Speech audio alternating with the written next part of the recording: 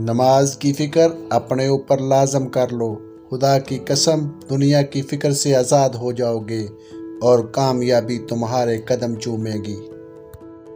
تم پانی جیسے بنو جو اپنا راستہ خود بناتا ہے، پتھر جیسے نہ بنو جو دوسروں کا بھی راستہ روک لیتا ہے۔ اکثر سستے لوگ ہمیں زندگی کے مہنگے سبق دے جاتے ہیں۔ صرف ایک ہی شخص آپ کی زندگی کو بدل سکتا ہے اور وہ ہے آپ خود۔ محنت اتنی خاموشی سے کرو کہ کامیابی شور مچا دے۔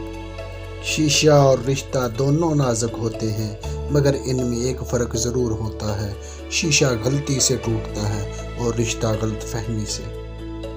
درخت جتنا اونچا ہوگا اس کا سایہ اتنا ہی کم ہوگا، اس لیے اونچا بننے کی بجائے بڑا بننے کی کوشش کرو۔ گناہ کچھ اور نہیں ہے بلکہ وہ دیوار ہے جو انسان نے اپنے اور اللہ پاک کے درمیان حائل کر لی ہے۔ زندگی کے ہر موڑ پر صلح کرنا سیکھو، کیونکہ جھکتا وہی ہے جس میں جان ہوتی ہے، اکڑنا تو مردے کی پہچان ہوتی ہے۔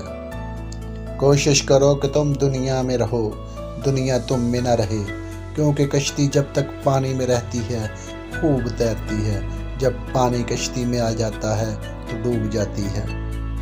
اپنی سوچوں کو پانی کے قطروں سے زیادہ شفاف رکھو، کیونکہ جس طرح قطروں سے دریا بنتا ہے اسی طرح سوچوں سے ایمان بنتا ہے۔ کارخانہ قدرت میں تفکر کرنا بھی عبادت ہے۔